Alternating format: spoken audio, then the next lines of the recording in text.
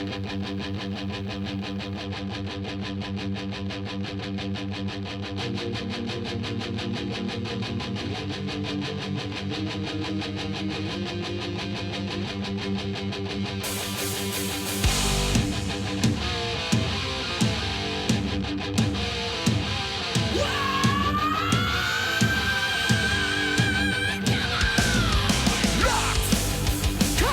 on, everybody. Welcome to a very special Tuesday afternoon edition of Owen and Dirt's Pop Culture Radio. Owen is working today, but we do have Mr. Bushy here. Woo! And our guest here, the reason why we're doing the show, Mr. John Babcock. Well, talking to the mic. I am right here. I'm admiring your studio. Yeah, last time you were on the show, we were out there at the kitchen or dining room table. Yeah. Yeah, so we're doing this because John is going to be at the Ritz Theater in Sanford, Florida on April 14th at 3 p.m. And we're going to talk a little bit about the show he's doing. And also, so this is going to be somewhat of a reaction video because you've never heard any of this story here. I've never heard any of this. I'm a total noob. Yeah, oh, yeah. It's all new, huh? This is great. Yeah, so John, hold on, let me get your mic set here. Yeah, you got to almost like put your mouth right Yeah, on you it. just talk right into it. Oh, yeah. There we go. So talk into the microphone. everyone who listens to the show, everyone knows Fritz. Fritz has been on the show quite a few times. Fritz and I have known John for quite a while. We all used to hang out at this place called St. Andrew's Tavern. I know you had your St. Andrew's nights. A couple times. They might know me there, even though I've only been there 3 times. I just played there the other night. Yeah, Saturday. Really? He Yeah. played there when we were doing the show, actually. Oh. Yeah. Yeah, I'll be back probably in June. We're going to do another. I'll do another solo show there. That's such a fun place. Oh, it's a isn't fun. it? I've been playing there since '94. Yeah. It's when it first opened. Oh, that's great. Yeah, with their 5 owners. Yeah, last time that he played there, Heather and Britt went out there.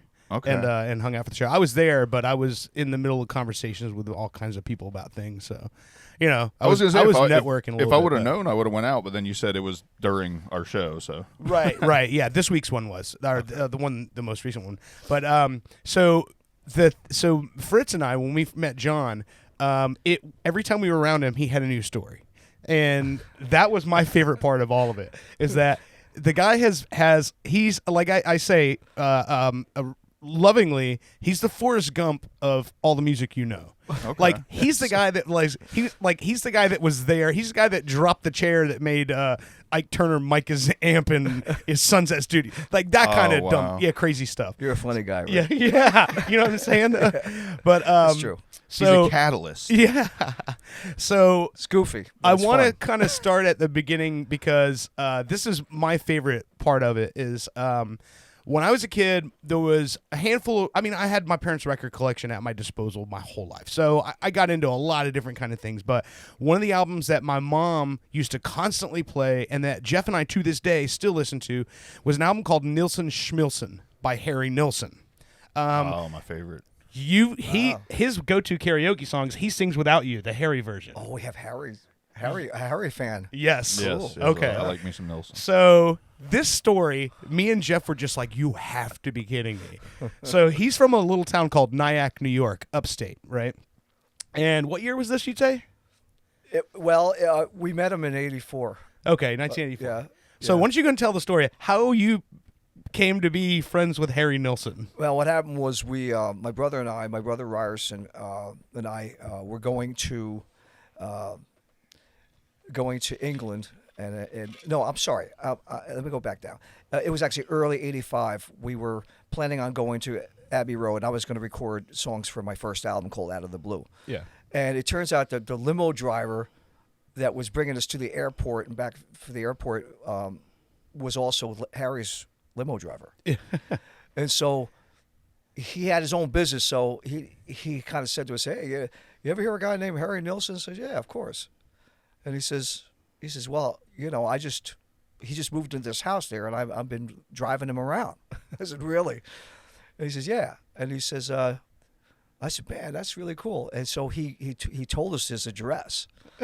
So my brother and I, being young, 25-year-old guys, you're pretty, gutsy. I said, man, wouldn't it be cool if we went over there and said hello to this guy? So, now you would just, that's kind of rude to do, just drop in, but we different time. We got his address. I said, hey, no, we're gonna go meet him, and we figured, well, maybe he might be able to help us out in England, seize the moment of opportunity, right? So we went over we just showed up. Nice sunny day. We found the address, and it was a modest house. He was renting the house with his family, Una, his wife, and his 4 kids. It was a pretty big house, but we went there. We rang the bell, and the lady answered and she was, the cleaning lady. Yeah. I says, hello. Hi. I says, hey. She goes, can I help you? I says, is Harry here? Yeah. We're here to see Harry. She says, and then the door was open. I could see, look there. There was a second story, and we heard from up above, who is that down there? And I recognized the voice. And she goes, oh, there's these boys down here. They want to say hello. And he goes, okay, well, and then so he came down, and you got to remember, this is 84, so this is only 12 years after Nielsen Schmilson, right? So it's not that, it was amazing. There he was. He was in the bathrobe. And I like the idea that he sung, who is that down there? Like he only speaks in song. Yeah, exactly. But he was there. He was. He had his walked up there and had the bathrobe on. The signature bathrobe from the cover of Nielsen Schmilson. Yeah, it looks like he walked in. He was 10 years old or whatever it was. 73, 84. That's right, 10 years. Yeah. And there he was. And he says, how you doing? I said, hey, John. I said, I'm John. This is my brother Rye. And we thought we'd drop in. And he shook my hand. He goes, well, let's drop into the living room. Very Harry. Yeah. And so we went in there, and he welcomed us in. And there was stuff like, boxes like we just got there, Yeah. So I had a CD, and I actually had a cassette tape, yeah. is what I wanted. I had a cassette at that time on my first album, Out of the Blue. So I said, listen, I want you to hear something. I told him, I'm a musician. I said, I'm working over in England and all that. My brother has helped me out. And he goes, oh, that's cool. And then he said, and I said, I understand you were over there with the Beatles during the White Album time, because I knew my history. Yeah. He goes, oh, yeah. He goes, oh, yeah, it was a mess. There was wires everywhere, he says. He says, yeah, I was there when George was recording Piggies. I said, really? He goes, yeah. And then so we had a little chat and all that. I gave him the cassette. And he goes, if you know how to hook this thing in here, we can listen to it. And it was like, wires everywhere, and his stereo wasn't even hooked up yet. So that's when we met him. And then what happened was, about a year later, I ran into him. My brother and I ran into him at O'Donoghue's in Nyack, which was our watering hole. Like your St. Andrews. Right. Yeah. And then it became his watering hole. Oh yeah. And he got real tight with one of the owners, Paul O'Donoghue. And then we just went from there. And for the next 2 years, we had times with him and shenanigans, and he helped me out, which is really cool. He liked the album. He eventually heard the Out of the Blue album, and he loved the song called "Singer Without a Song." Yeah, we've played that one before. That's a great one. That's what I thought was funny too is when he sent you to meet the guy when you guys were going over to Abbey Road. And he's like, "Oh, you're gonna want to call my friend," and it's the guy who signed the Sex Pistols. It's like the A&R guy for Abbey Road. That's who he sends you over there to hang out with. And it turns out, that he lived right down the street from Abbey Road in this beautiful Tudor house with his wife and his 2 beautiful daughters, little daughters. And so, he was good. He set me up with some publishers and people that he knew, and which helped, immensely. Yeah. But he really liked the song. He liked the album, but he liked Singer Without a Song. That was his favorite one on there. And I remember one time, and what an honor, I sang with him one time. Oh, yeah. One time. Not the whole song, but he had the album for a while, and then he showed up with some friends from California at O'Donoghue's in Nyack. Mm-hmm. And at the front door, he goes, Babcock. Sometimes he say John, sometimes Babcock. He says, come on, Singer Without a Song. He goes, here, listen to this song. He wrote this song, Sing Without a Song. And I'm like, wow, thank you very much, Harry. songwriter extraordinaire. That was an honor for him to, that he liked the song. So he goes, go ahead. He goes, I'll sing the harmony part. You sing the lead. And so he counted it off. We're standing on the street in front of O'Donoghue's at the front door, and he's got two friends there. He goes, "One, living without you is like a singer without a song." And he's singing harmony, and that was it. We sang the one line. That's it. He goes, "See? Great song. Come on, let's go." That's still awesome to Yeah, have it was someone like that awesome, sing man. your song. I mean, you can't make this stuff No, up. that's very I cool. mean, then we went in and had drinks. I'm buying. That's awesome. Yeah, he was a great guy and a talented son of a gun. But he, you had to, it depended on what day it was or what night it was and how much, he was partaking. Yeah. But most of the time, like 2-3 drinks, he was cool. He'd tell the old stories of him and Lennon and the Beatles and his stuff. But sometimes you had a little too much, and that's when you got little. You didn't, You didn't mess with it it. wasn't a happy time. It's a good thing we don't know anything about that. Oh yeah. You can relate, right? Just little, maybe. Yeah. But What time is it? he was great. Yeah. And yeah. He's just one of those guys that, like, when you look at his career, like over all the stuff he wrote, and he's just one of those guys that there's not a single album he put out where there's not something on it where you're like, wow, that's crazy. It's just pure genius. I mean, the guy was of another cloth, you know, as a songwriter. I mean, think about the album Nilsson Schmilsson. Just on that album alone, you've got Without You, which is obviously we know I got a story how big about that song too. is. But then you've got the song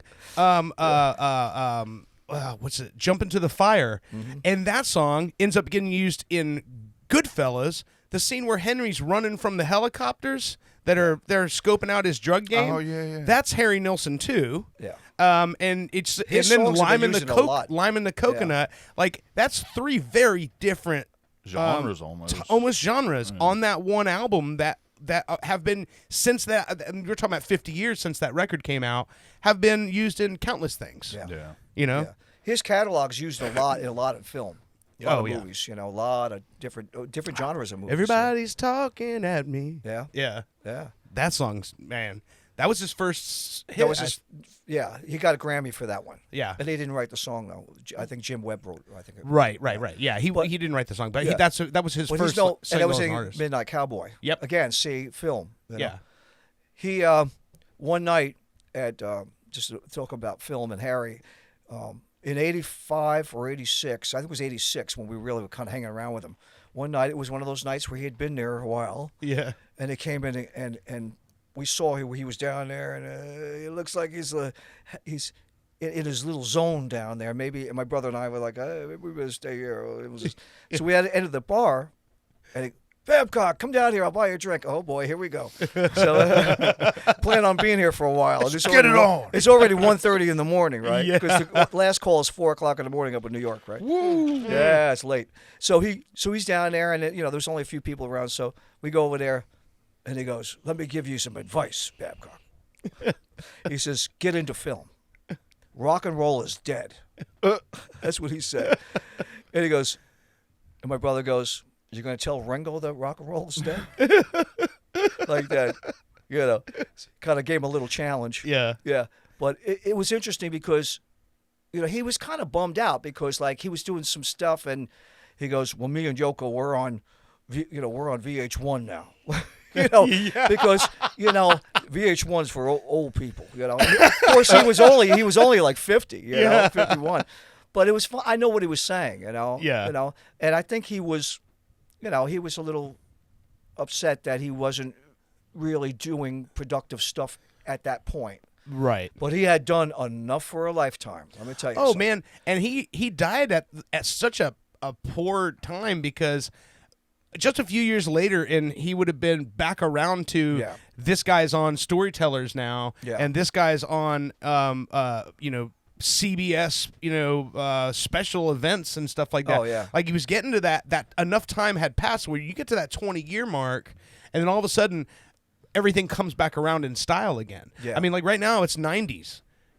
Everything 90s is back. Like, there's a show coming, I want to say it's in a couple of months here, where it's like Bush, it was Bush, the Toadies, and Soul Asylum are playing amazing. together. And it's wait a it's minute, Runaway Train. Yeah, they're playing a huge venue, and I'm like those bands couldn't have filled that venue 2 years ago, but now '90s nostalgia is back around, and well, all enough time's gone by. Yeah. It's a long time. I still can't believe that I seen one of the last concerts I went to was Earth Day Birthday like 3 or 4 years ago, and Bush was the best, most energetic, best performance. And I'm telling you had some really good bands there, like a lot heavier bands. Yeah. But Bush, man, just Gavin Rossdale's energy and those songs, and everybody knows them. You know, it was nice. It was one of the most energetic sets I've ever watched. I got a theory on why that is, and I think you might be able to agree with me. Because he's hot. Well, the ladies love Gavin Rossdale, that's for sure. But I think that the guys, when they get to this age where you're in your 50s, you're having your, maybe, I guess you'd say, your second go-around. I think they appreciate it more than they did when they were 25. Sure. Because back then it was like, we put a band together, within 2 years we're signed, and now we're playing on the Grammys and the MTV Music Awards, and we're selling out arenas. And at that age, you don't ever expect that's going to go away. So now when you get your second go-around where you're like, oh, man, it feels like 95 again, I think you just have a lot more appreciation of that. What about maybe some like extra comfortability too? You're like, I've made it. I know everybody's showing up for this concert, so I'm going to. But I guess it could go the other way too. You could be like, well, people are showing up, so I don't have to perform as good as I used to. Yeah, so. It's a different perspective. Yeah. You know? But I think you do. I think you're right. You appreciate it a lot more. And you also survive whatever you getting through the years, you know. I mean, and to be able to do that, so yeah, because a lot of guys that came up with him did not survive it. They are not here today. That's right. That's right. So you get a second shot at it. That's like, it's good stuff. Well, and speaking of that, I'll just get to this one because this is my second story I want you to tell, and then I want to get into your stuff. But your story about the day that you're recording at Abbey Road one day. Yep. And your brother comes to you and says, guess who's in Studio A? Joe Cocker. Yeah. Oh, wow. This story, I know you're going to love this story. So that story, so that's another one, 25 years old, all the balls in the world to just walk up there and go, hey, let's go have dinner with Joe Cocker, right? Yeah, well, the restaurant, the Abbey Road's got a lounge restaurant, a bar, basically it's a bar, but they have food there and all that. And he... and you can only go there if you're working at the studio, right? It's not open to the public. No. Once in a while, they have public events there where they do things, in Studio 2. But for the most part, you got to be an artist there. And so we had just gotten in there. It was our first day. We booked the studio for 3 days. And again, I'm working on Out of the Blue, which is the first solo album I did in '85. And so we were only in there about an hour, and I was in the studio with my producer Bob Swade from New Jersey, who was there. We're setting up. We're getting reel. We're using reel. Reel tape. 24 track, 2-inch tape. 16 track, and we put it all on there. And we're getting the tapes lined up and all that. And my brother comes into the studio. We're in Beatles studio number 2. He walks in the control room. He says, "You won't believe who's working. Who I just ran into in the main hallway." He goes, "I said, who?" He said, "Joe Cocker." I said, "You kidding me?" I said, "Yeah." He said he was walking with a plate of food, and he bumped by me, and he goes, "Oh, sorry, man." And he looked. He said, I looked at him and said, "It's Joe Cocker." And my brother's young. He's 19 years old at the time. I'm 26. Yeah. He's 7 years younger than me. But he loved classic rock and all that stuff because obviously he listened to stuff I was listening to as a kid. And so for the next 3 days, he was there working on an album called Cocker, which Shelter Me. What was the song called? You leave your hat on. That's that album. Yeah, it's that album. And of course, he had a hit with that. And he was recording the vocals in studio. What was it? That was Studio 1. 3. Studio 3. Okay. Yeah. 3 was the production. It was just the vocal studio. Well, right? no. It was big enough to be able to have a band or two, but it was the smaller studio. Studio 1 is the big one where Star Wars was done and Raiders of the Lost Ark and all that stuff. It's where the big orchestra. 2 is the one that all the Beatles stuff. All the Beatles stuff. Most of it. Yeah. They used all 3 studios, but that one's they did 90% of their stuff in there. And so he was in Studio 3, and so the door was shut, but we kind of go and like we could hear, we hear the track going, and we heard him singing. So then we got to meet him in the lounge. Because if you're Joe Cocker, Yeah. We all know Joe Cocker. What do you do when you get done with a long, hard day of singing? Guinness. You go down and have a Guinness. That's right. And it was so funny. And so we met him down there, and he was really, really great guy. And so he wanted to know what we're doing, and I said, well, I'm working on my first solo album. He goes, oh, congratulations. And he says, so you're in the studio? What studio? Yeah. I said, in Studio 2. He goes, oh, Beatles studio. Yeah. And so we got talking, and then because of Harry Nilsson, which we had already met in '85, we mentioned Harry, and I said, we live in Nyack, New York, where Harry Nilsson lives. He goes, oh, Harry, my buddy, how's he doing? Is he still drinking or something like that? So a little bit. And he goes, how's he doing? I said, it's good. And, Una is good, and the kids are getting big. And he got a big family, Yeah. So then we just started talking about it, and I asked him about Woodstock. Yeah, that's which I wanted to. They got to remember now, Woodstock is over 50 years ago, but then at that time it was only 16 years. Right. About 16 years ago is nothing, right? Nothing. Yeah, I mean, I think 60 years ago, what was I doing? Oh, yeah, I was playing some club. Not 54 years, right, which it is now, yeah, as of this podcast. Yeah. 20 years is within relative close kind of proximity. Yeah. Yeah, so he says, so I said, listen, I want to ask you something. I said, people ask you about Woodstock all the time. I said, if you don't mind. He goes, oh, and so we had Guinnesses too, so we're drinking, we're at the bar, it's like nobody around. It's during the daytime. And we're sitting there with him, and he's smoking, and he says, so I said, what was it like when you were in that helicopter coming over the site when they dropped you off there? I says, I understand you guys were at the Holiday Inn not too far away. I said, that's not far. That's in Middletown. Yeah. Middletown's where they were. And that Holiday Inn has been refurbished, but it's still there. That's where they had all the artists at, right? Because they flew them in from... Everybody was at the Holiday Inn because there's no way to get in there. So what they did was they flew them by helicopter over to the site. They had a landing pad near, on the grass near the site. If you look at some of the pictures of the video, you see, where they landed. And he said, yeah. He said, when I was coming over there, they told me there was going to be about 50 to 60,000 there.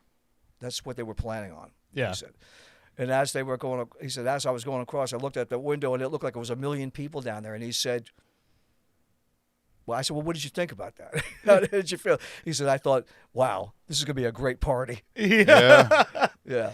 Yeah. What's better than that? Who was in the helicopter with him? It was, he said, Grace Slick and Janis Joplin. Yeah. Oh, wow. I still like the idea that this guy's like, I was recording my first album in the Beatles studio. Yeah. That's awesome. Yeah, it is awesome. You recorded your first song in my closet. Well, hey! Right here. I recorded my first song right here in this chair. Yeah. Very quickly becoming very famous. Yes. Yeah. Well, one and only. Oh, boy. Everybody said that was enough. Yeah, and it's like over time. Well, Matthew Street is, and I don't. Anytime somebody says this, I don't want you to think like I don't like your new stuff because I like all your stuff. But Matthew Street's your best album.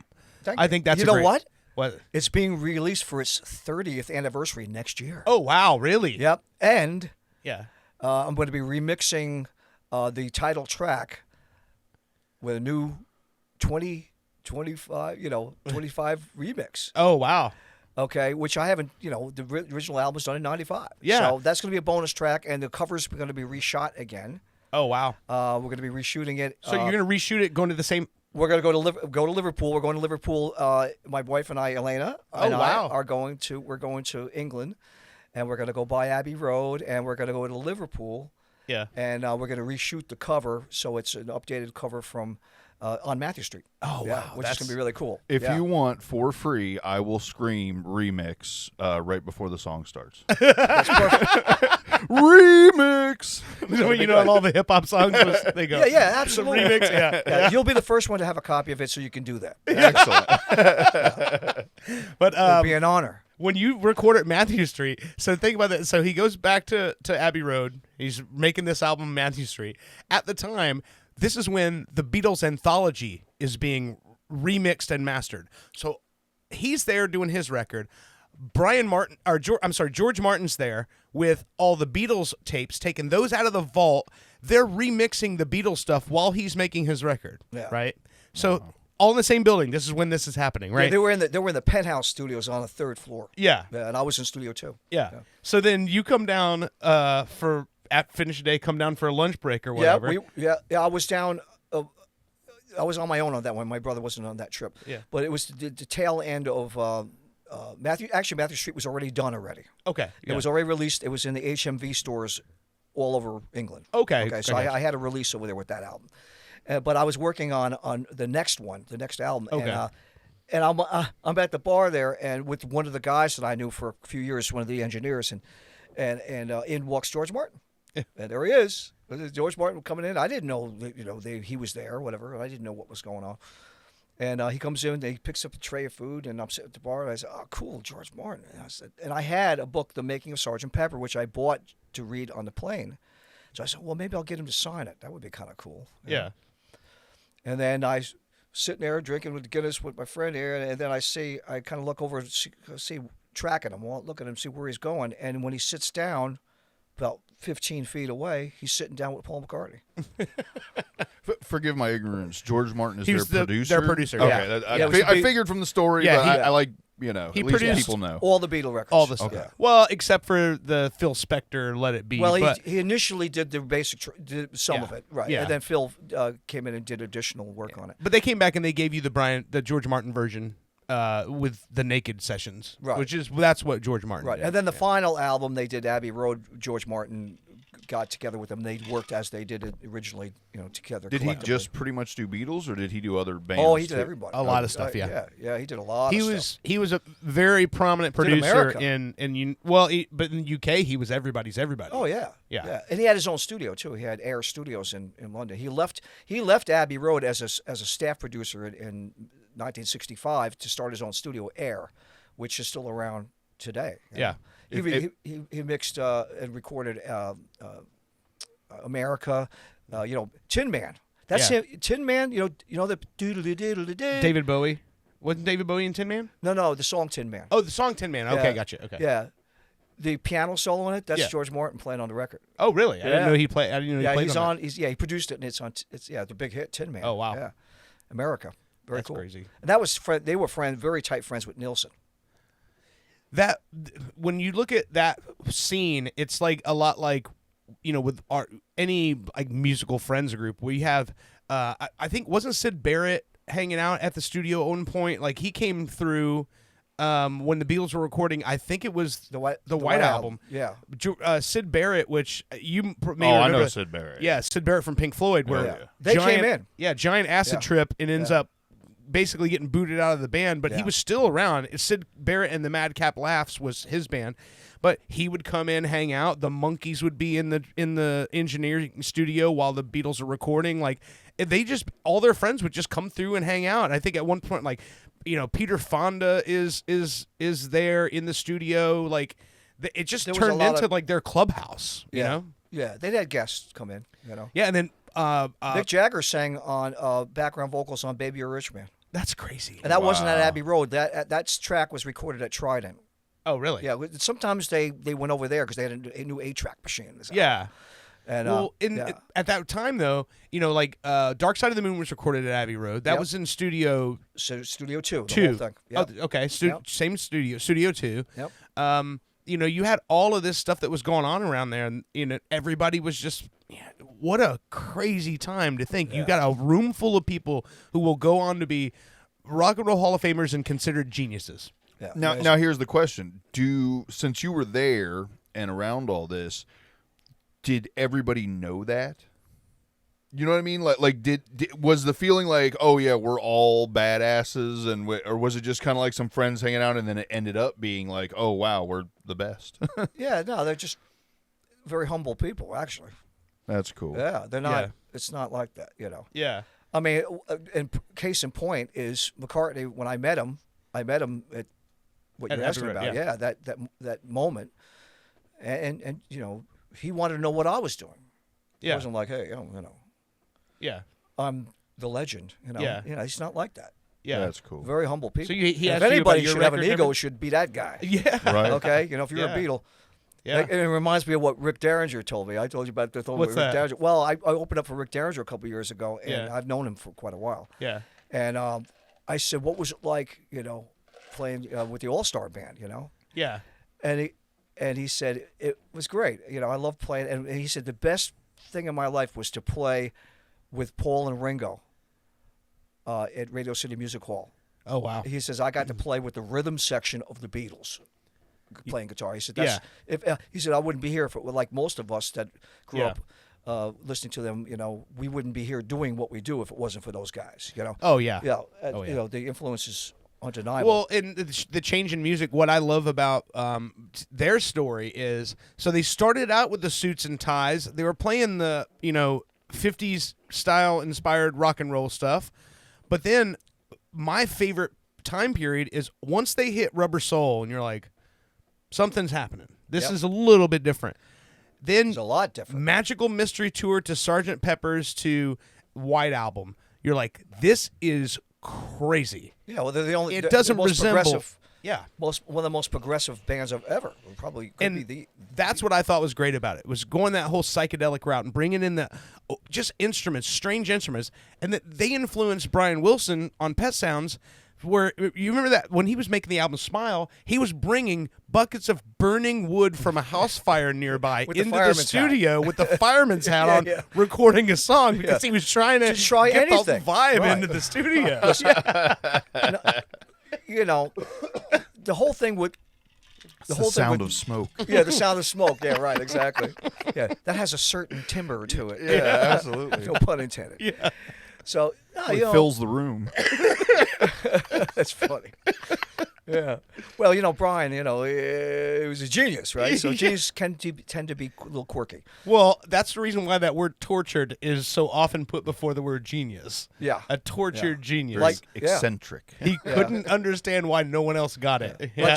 Like Todd Rundgren, the tortured artist effect. Yes. Smell the rhythm. Yeah. But they were, what they did is unprecedented. Nobody in 8 years would make a body of work like that. Right. That is so progressive. Not only progressive songwriting wise or production wise, but they never wanted to repeat themselves. And if you listen to every Beatle album, is different. Yeah. There's no, you can't tell me Sgt. Pepper is anything like the White Album, and you're only talking about a year apart. Yeah. They wanted to progress and change things. They didn't want to repeat themselves, and that's, something that's very difficult to do as an artist, because you tend to get into, we're all guilty of kind of getting into a niche and a genre. The Beatles are a genre of their own. I think most people would agree with that. Yeah. They're not different, They have a thing that they did, that was just amazing, and it influenced everybody. In that at that time, so they had stopped playing live in '66. So all they were doing was recording and making new records. Yeah. So that's it. They were literally they were coming to work and clocking in every day, like the rest of us. But they were focusing on working on this new album, put the album out, and start the next one immediately. Yeah. Like they weren't touring, they weren't playing, and that was unheard of. Nobody didn't tour. No, yeah. You just didn't, except Nilsson. Yeah. Nilsson never toured. Nilsson never toured. Never. Nope. He said, I refuse. I don't like, he didn't like to play live. Yeah. He had a thing about going on stage and all that, and he didn't have to. He had #1 records. And he's one of the only artists of the 70s that didn't tour. Yeah. Yep. Well, that even is a little bit more of a tip of the cap. Yeah. He had #1 stuff and didn't even bother touring. That's pretty gangster. And of course, it is gangster. And here's the thing. RCA was always on him about because what do you mean? Because they were missing on tons of money. Even today in 2024, touring is the promotion vehicle of all things. So that's what you have. You have to tour to promote the record. That's what it is. That part has not changed. There's a lot has changed, but not that. But not that. Right. But he said, I don't do that. And they were like, what do you mean? That's so gay. What do you mean? I don't do that. I don't do that. And that was it. Yeah. Here's another #1 album. Shut up. Yeah.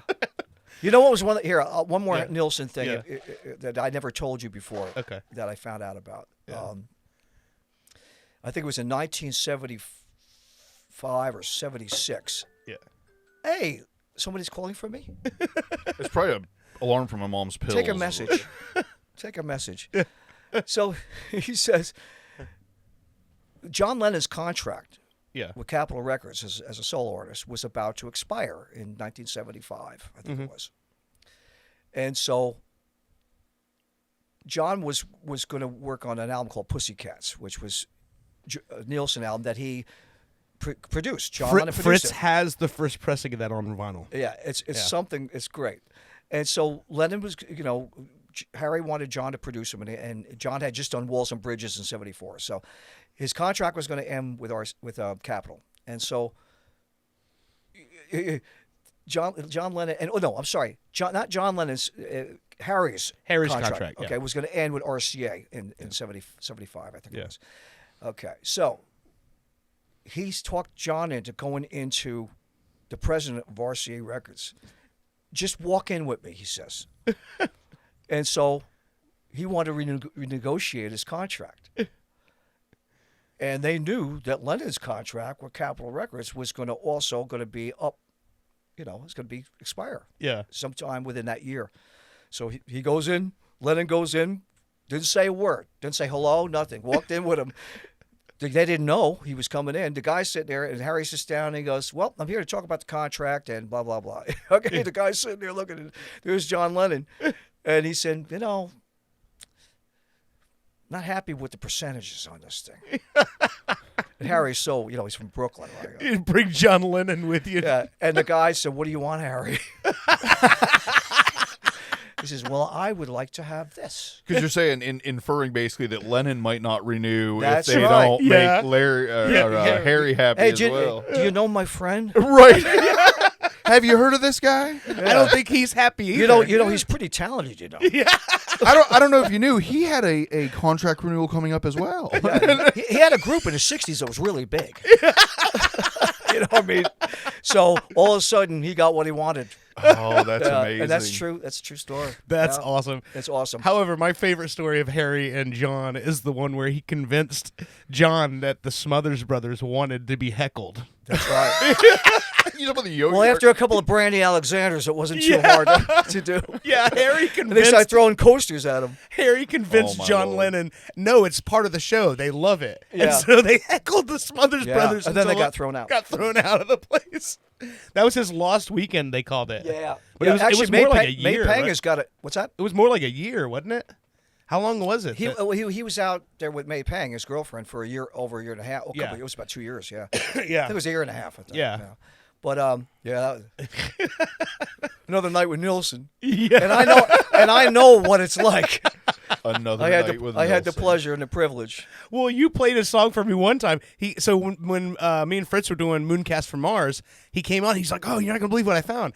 So they were hanging out one night. They had been at the bar till closing time, left the bar and went back to Harry's place. They're in his basement, and Harry says, "Oh, my son's birthday's tomorrow." So he sets the mics up, and they record a birthday song for his son in the basement. And he found the tape of it. It's called Happy Bow Day, is what he called it. Yeah, it was just him and his kid was Harry. going to turn 10. Yeah. Yeah, well, I wasn't on that. That was my Oh, it was brother. your brother Ryan. Yeah. Right, that's right. Right, yeah. Ryerson, yeah. Yeah, it was like 2:00 in the morning after a night out at OD's, and he said he had a little 4-track thing, and I guess my brother came back with the next day and said, "Listen, I got to play you something," because it's me, Drew, it's this guy. I can't remember his last name. I'm sorry if he's out there, but Drew from Liverpool. Yeah. A band called Liverpool that played at all the Beatle conventions. He was very tight friends with Harry, and he was staying at Harry's house with Una and the kids. Yeah. And so they were out. I remember the night. I remember seeing him there because he was there for a couple of days, Drew. And then so one night I was out gigging, and then my brother was down there with him, and he says, "Let's go back to the house. I want to record something." And my brother was like, "Oh my, Harry Nilsson's coming out of retirement." So they went back there, and he made this bo hey bo day, Yeah. bo day. And they made this thing on the spot, and my brother played a little keyboard thing, and Drew played the basic keyboard thing, and it sounds like a Nielsen song. Yeah. It's got the do do do Yeah. do. You like it? Yeah, happy Bow Day. Yeah, yeah. It's funny, and Yeah. it's actually got bootlegged somehow. My brother didn't do it, but somebody got. Harry must have gave the tape out to somebody else too. Yeah. But it's out now on the market. You can see it on YouTube. It's a Happy Bow Day. And it's just like his tongue-in-cheek like humor where he goes, "Remember when you were 9? That was so long ago. You're 10 now." Yeah, he goes, your hair is going to change and your mind is going to change. Yeah. I like the idea too. Probably like every other kid, he probably listened to it once and was like, "Meh." Yeah. You know what I mean? Like, probably. Dad's a whatever. weirdo. Yeah, Yeah. whatever. Dad's Yeah, making talking music talking again. about Bo. Yeah. My brother told me this. He said, you know what? I'd heard about Harry and how he tipped people, Yeah. right? So one day, Bo, 10-year-old, happy Bo Day, he says, Dad had a big roll of cash, right? Yeah. He always had a big roll of cash before Yeah. he'd go out, and he'd say, Dad, why do you have all that money like that rolled up with the thing around it, And he said, these are $100 bills. He says, when somebody does, when you want good service, I give them one of these. Generous tipper. Oh yeah. And that goes to show you, this is a guy that hadn't had a record out in years to how much, Yeah. how well off he was. Oh yeah. Yeah. And again, you go back to what we talked about earlier, licensing for the songs. Even in his lifetime, the songs were going out. Yeah. Oh yeah. And you make a lot of residuals on films and stuff like that. That's why he said to me, get into film. He was right. He was right. Soundtrack music and stuff like that, which I've done, stuff like that. But Sure. I haven't got, anybody out there want some soundtrack music? I got a whole album of instrumentals, baby. Just give me a call. Yeah. Cold Dirt. I mean, I just can't imagine that scene in Goodfellas being any other song like that. It would be a different scene without that song. Yeah, absolutely. When that bass line's it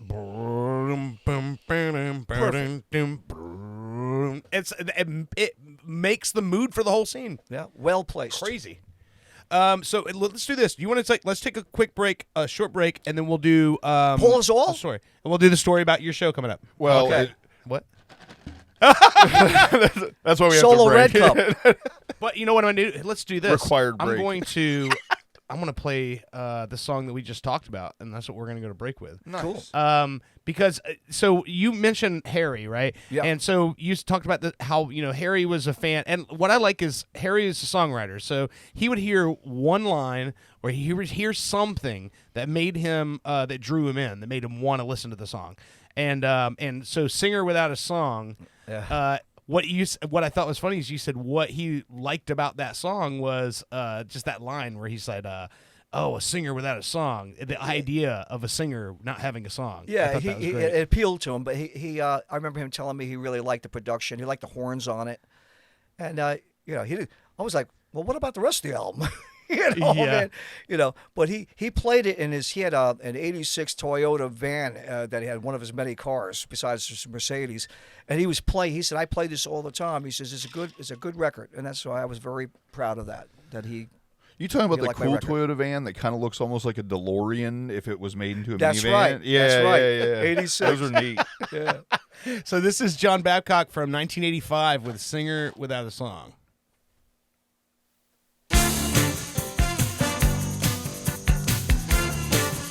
There's a lot of swag to that. Oh, very. When you got the brass there. It's groovy, Yeah.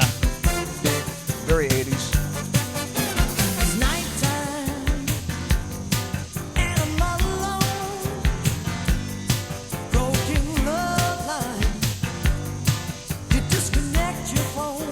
Very smooth. Yeah. You still love me. Man, Why aren't you here? when I hear these recordings of you that long ago, it's crazy how high your voice was back then. Man, you can get up there, huh? I still try. Living without you is like a singer without a song. Living without you is like a singer without a song. You had games. All right, we're going to take a quick break. You're listening to Pop Culture Radio.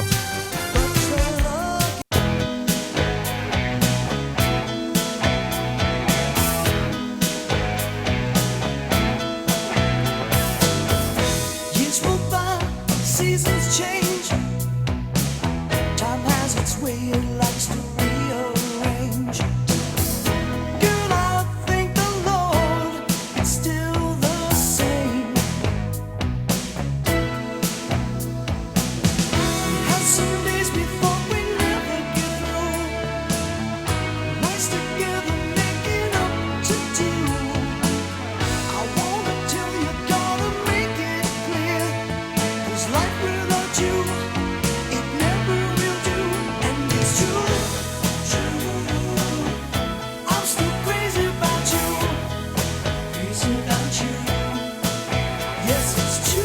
Welcome back to Pop Culture Radio.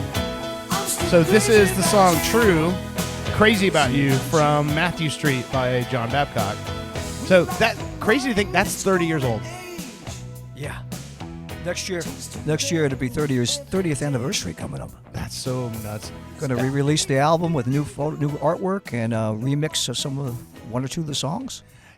Yeah, and I don't have to ask you this because I know you've been through this a lot longer ago than I started going through it. But I had a moment this weekend where this weekend was WrestleMania weekend, and I know you being a New York guy, you remember the Madison Square Garden days and WrestleMania and all that stuff back then. Well, this year was WrestleMania 40. Woo! Hello. 40. You remember when WrestleMania 1 was closed circuit and you had to go to theaters to watch it? Yeah. Now it's WrestleMania 40. It's on the Peacock app. I'm watching it out here on television. And also, this is something that the first time ever in the history of WWE, a member of the Rhodes family is the World Heavyweight Champion. Whoa.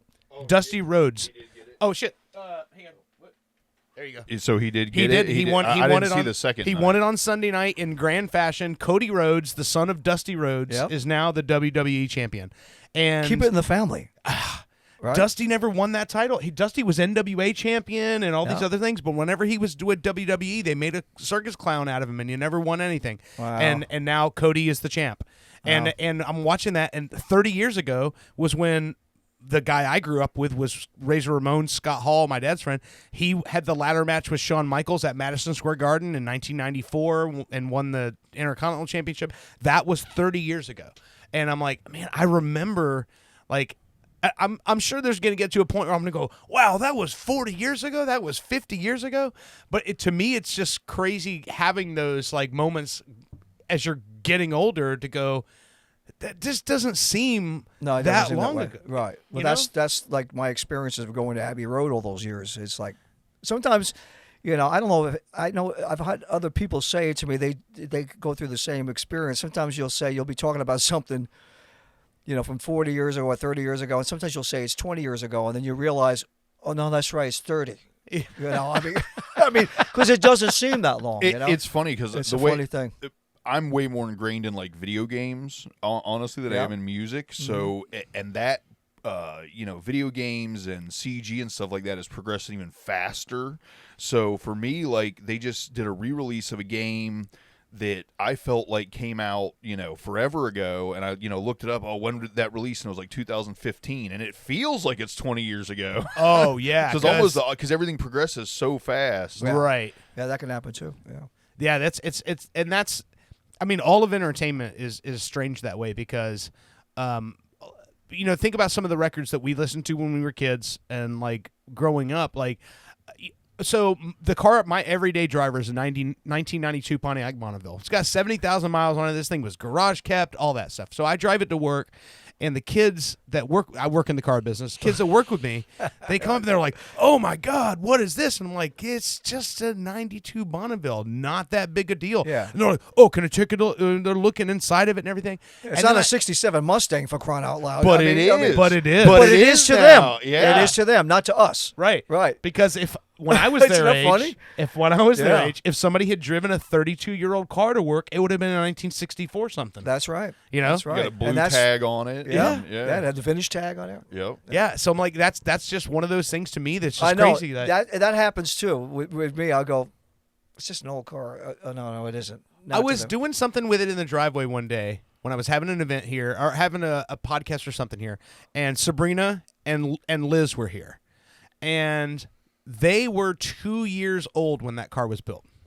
Yeah, they're like, where's your horses? Now that makes you feel old. Yeah, yeah. And I'm like, she's like, yeah, I was 2 when that car was built, and I'm like, wow, that's just crazy. The only thing worse than that is I wasn't born yet. Yeah. That's the other thing. Oh yeah. Oh, I'm sorry. I wasn't born then. And then my answer to that is, well, it's not my fault. You're too young. I still one of my favorite stories that my buddy told me that's in the same vein is a Spanish guy, and they all went to Puerto Rico or Costa Rica for a family vacation, and he said he brought his boom box and he brought his album thing with all the. This was probably in like 2005, something like that. When did the iPod come out? Around that time, 06, something like yeah. that. So he carries all this stuff down to the beach, and his younger cousins or whatever look at it. And he's like, "Hey man, I brought all the music," and they just look at me. We don't use those anymore. What is that compact disc you got there? Well, and so to take it a step further, like I collect vinyl. I have a lot of vinyl. I like listening to old records and stuff like. In fact, all of the vinyl that Bushy owns is stuff that was gifted to him by guests since he's joined this program.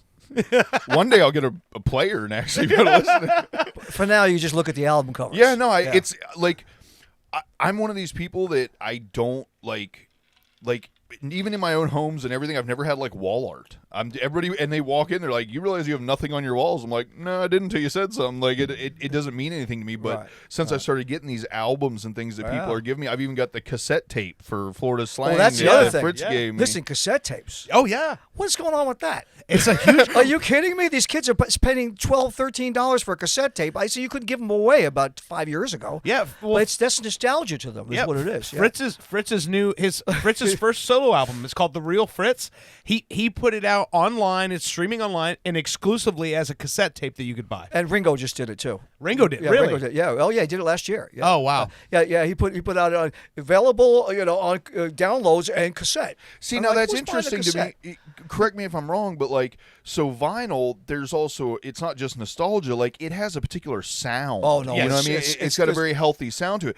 Now, CDs, a lot of people didn't like, but I'm the kind of person that almost prefers like a horn over a cone tweeter. Like, I like that super. You like highs.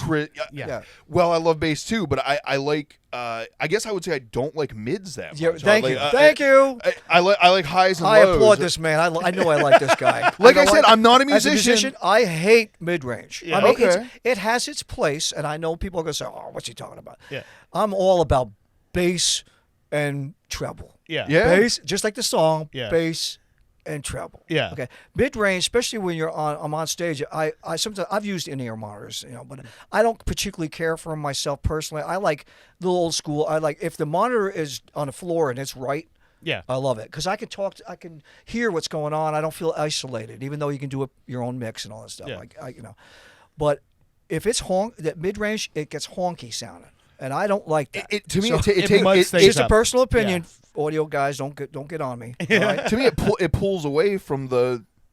I don't know, the good Yeah. stuff. I don't know. And what you you know, say. and here's maybe this is part of it too. For me, maybe is the records I grew up with didn't have a lot of mid range on it. No. because they didn't really. It was all about top and bottom. Right. And all the Beatles records and the Stones records, all those things you had bottom and you had top. There really wasn't a lot of mid range in those days. So I think I'm used to hearing that. Maybe that's part when of I had it. the Kenwood like 20 channel slide switch equalizer, it Yeah. always just looked like a smiley face. Oh yeah. You That's know, the general thing. I'm sorry, but not to interrupt, but I Yeah. got distracted. But the whole question where this all came from was, why is tape getting it? Like, I don't understand. I'm a music guy, and I don't understand why tape would be catching on now. Is there? Well, it's warmer. it's still analog. It's still analog, and analog is warm. Digital is cold. It's got more warmth to it. So think of it this way, and this is the easiest way I can think to explain it, is that digital media, whether it be streaming, MP3s, whatever, is a computer rendition of an audio wave. So even if you zoom into this audio wave, the closer as close as you can get, you're still going to see ones and zeros. It's blocks. It's choppy. Whereas an analog recording, whether it be on tape or on an album, it's going to be a smooth, actual recording of an audio wave.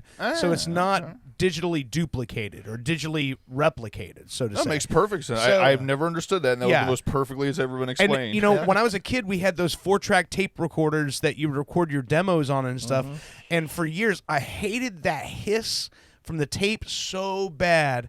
And then after years of recording digitally, I've never missed something so much because Isn't that some strange? It gives some realism You're talking to about it. that, it's almost like the white noise. Just Yes. kinda like, Yeah. Yep.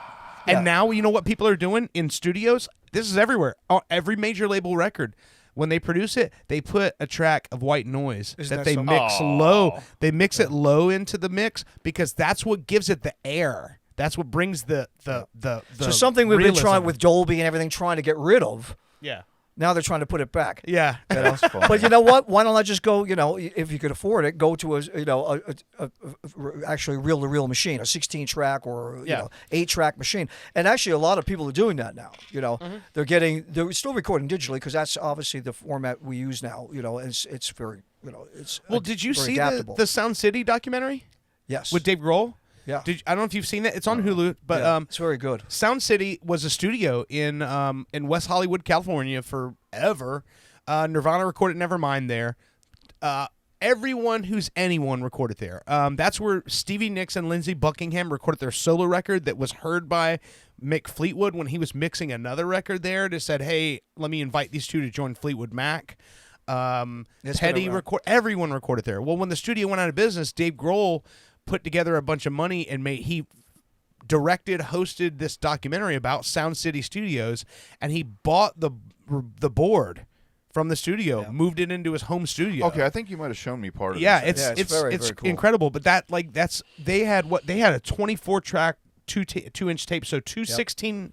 No, was it 224s? 224. So they had a 48-track 2-inch tape. Okay, so another studio. stupid layman question. Yeah. Does the bigger tape give you more warmth? Yes. Because So you actually get more of it. Yeah. Is it just the sound of the tape sliding across the heads? No. No. So think of a tape as being a road, right? It's like a highway, and you have how many lanes? Oh, so you can So- put more sounds under that. If you have, so there is like a 2-inch 8-track machine, right? So that means each of those 8 tracks now has more lane. Right. So you have more surface space to affect. Right.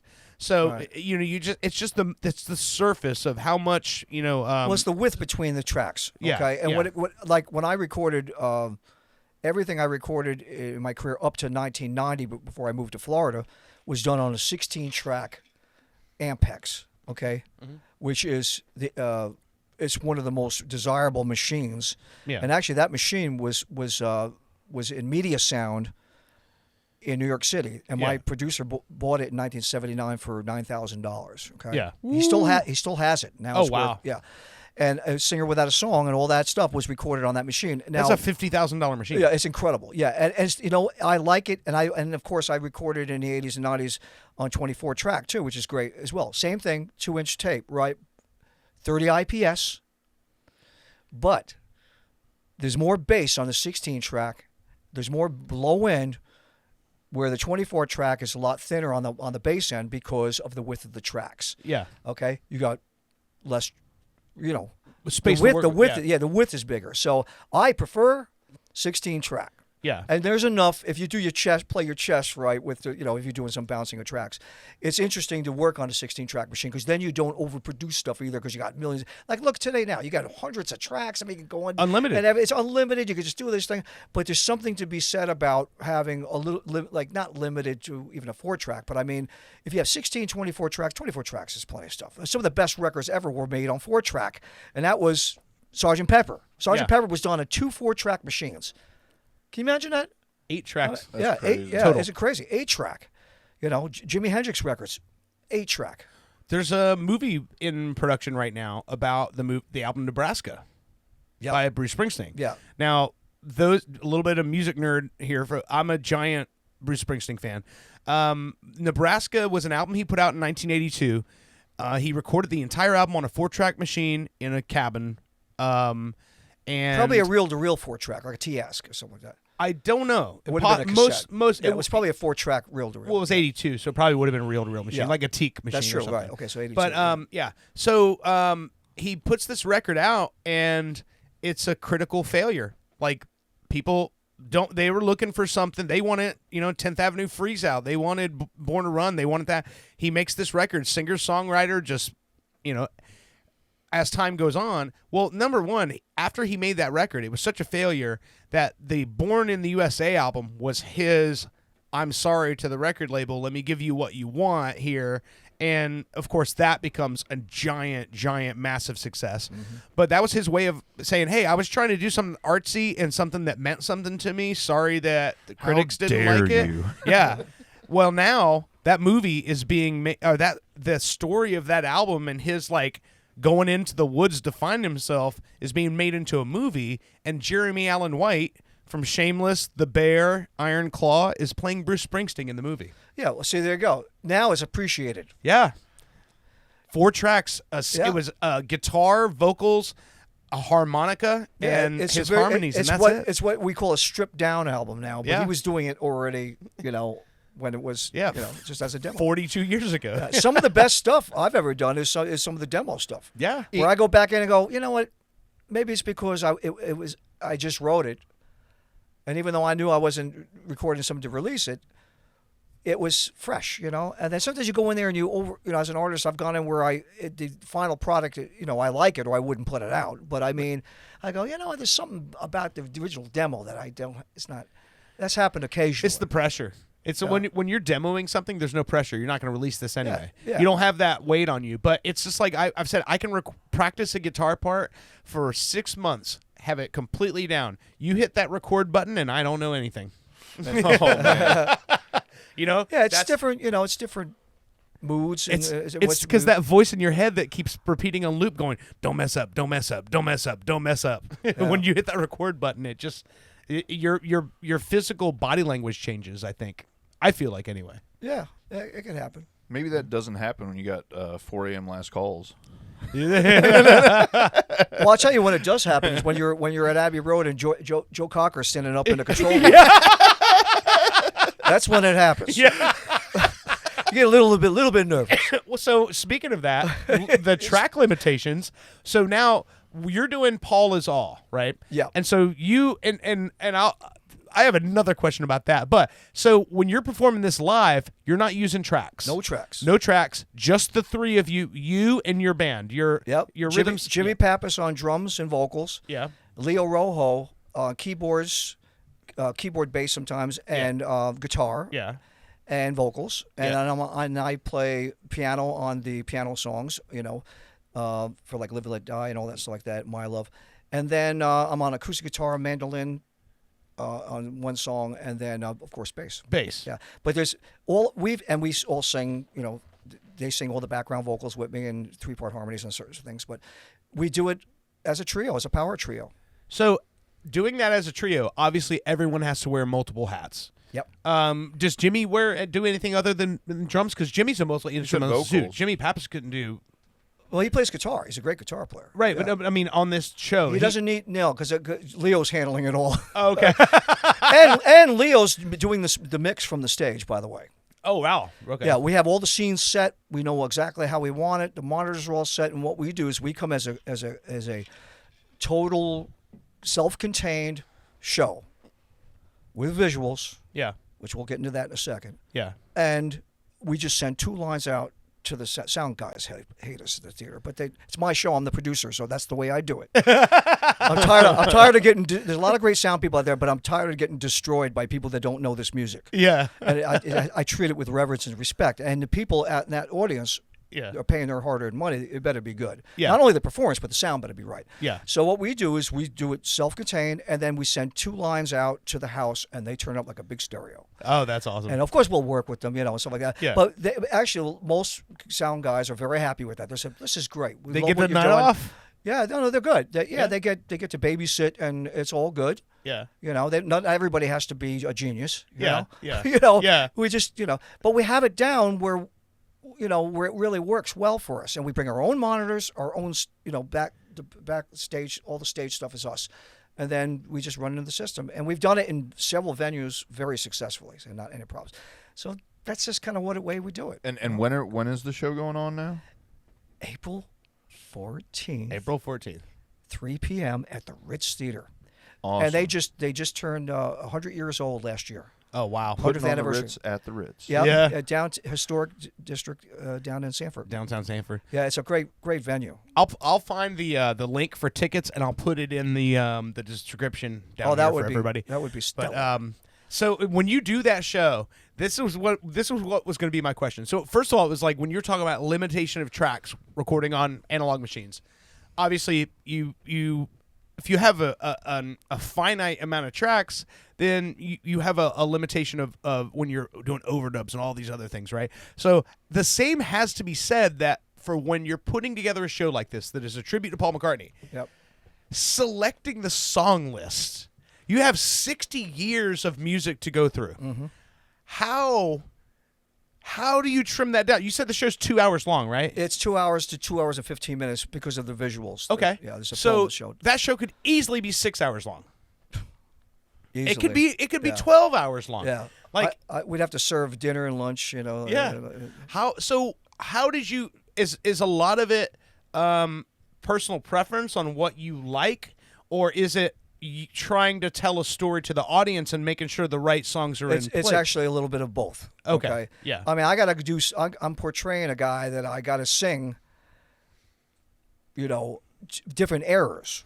When he was a young guy, 21 years old, and then right up to current. You know, the last thing he did, "Come On to Me," which is from Egypt Station. Okay, Yeah. that came out in 2018. Well, so I do that song. A So guy that the you voices portrayed, change. a guy that you portrayed for over 3,000 shows at Epcot. No, 17,000 shows. Oh my God! Whoa, Yeah. 17,000? Yeah, at What? Epcot. Yeah, well, I was there for 11 years. So, 97 to 2008, we did 5 shows a day, 6 days a week, 50 weeks out of 52 weeks. And you do the math on it, it was like 17.5, something like that. Oh my! I've never done 17,000 anything. But you're still trying. I may have pushed the X button on the controller 17,000 times. Probably 18,000. Dear Lord, 17,000 shows. Yeah, so yeah. Not to get off what he's doing now, but No, he was telling me, sorry, that's one night, mind-blowing. he's like, it was British Invasion at Epcot, right? And so they're doing that every day. He's like, It was one a night lot of they're fun. playing. Here, John Stamos comes walking through, and he's just like sitting there grooving, loving the show. Yeah, Yeah, he came up. Yeah. Greg Brady came by. yeah. Brady Bunch. Barry Williams. Barry Williams with Yeah. his grandchildren. That made me feel old. And that was 20 years ago. He goes, you guys are great. You guys are great. I said, hey, Johnny Bravo. Oh, shoot. It was Johnny Bravo. Yeah, And, you know, if you're old enough, I know you'll know Johnny what that Bravo. is. Right, Johnny. Very good. See? All right, bye-bye. And you said you only do video games. There you go. But the cool thing about it is he came up there and said, "You guys are great. I love the Beatles, man. Fantastic." And he, well, sorry, man, I got to go after my grandchildren. He's running, and they were running around. It's like, wow. Okay, Yeah. there you go. But he is older than I am and the rest of the guys. So, but anyway, going back So to the show, picking it up was the really song, cool. yeah. Yeah. The thing is, I got to make sure that I can do the song justice. Okay. If I don't feel if I don't feel right about singing it. Yeah. If I'm representing this guy, which I am, it's a tribute to McCartney. So you got to make sure that it's correct. And then also some of the songs can be, there's too much production on it. There's no way we can cover it as a There's three-piece. no way you can do it as three-piece. But Live and Let Die is probably the most challenging, but we'd be able to pull it off. So it's kind of cool. When you just said that, so I remember when REM was doing their reunion show a couple years ago, and Michael Stipe was saying when we went into her rehearsal, he's like, we're going through our catalog, we're picking what songs we want to play. He goes, and some songs we played them, and we're just like, we're just not. He goes, it doesn't feel good. Like we're not those people anymore. And trying to play songs we wrote when we were 19. It's like, I know people would love to hear that, but we got 10 other songs for them, so let's just skip over that. Yeah. And I guess it's got to feel that way too. Is that when you're rehearsing the song for the show, if it doesn't feel good to you, it's probably you're not going to be able to sell it to them. That's You know what I right. mean? Yeah, you got Like, to you gotta love You got to what be you're- in 110%. Yeah. As a matter of fact, it's funny you say that because Paul himself, when he did the first tour of America in 1976 with Linda and Wings, it was the Wings famous Wings Over America live album and all that that he put out in '77. I saw him at the Garden. I had scalped a ticket. I was 17, and first time I ever saw him live, and I've seen him on every tour since then. So I know a little bit about him. Yeah. And it was interesting because he didn't do "Hey Jude" in 1976, and they asked him about it. He did "Long and Winding Road." He only did like 5 Beatles songs because it was too close. You got to remember they've only broken up for 6 years, so Yeah. he was really trying to do Push the new album. Yeah, and Speed of Sound was the big album, Let Him In, and all that stuff. Which we do Let Him In from Speed of Sound in the Paul McCartney show. And he didn't do "Hey Jude," and they asked him about it. Well, how can you do "Hey Jude"? You did "Long and Winding Road," and he said, and he talked about it in an interview at that time, and he said it just didn't feel right. I wasn't ready to do it, Yeah. and he didn't do it. Now he does it. Now I do it. I Yeah. have to do it. Yeah. Can't do not "Hey Jude," and then my wife Elena, which I have to bring up my wife Elena because she's like a fourth member of the production. Elena De La Pena, okay, she is doing all the visuals for the show. Wow. Her and I put it together, and she's manually. There's no auto thing on it. The whole presentation of almost 600 photographs and 2 films are presented by her. She's running it while and she's artistic. It changes. You know, it's not going to be the same every time because she's going according to the pace of the show. You know where how fast the song might be. Yeah. And so artistically, she's adding an artistry to the thing because it's not on an autopilot. It's her doing it. Oh, wow. So I'm very proud of her doing that. That's awesome. Yeah, Very she cool. does a great job, and I love her for that. Well, and she's a choreographer, so Well, she's comes from a flamenco background too, so she's an artist in her own right. Matter of fact, you asked me earlier when we were off mic that is she dancing in the show? Well, this time she's not because she's doing this, which is a big job for her to do. Yeah.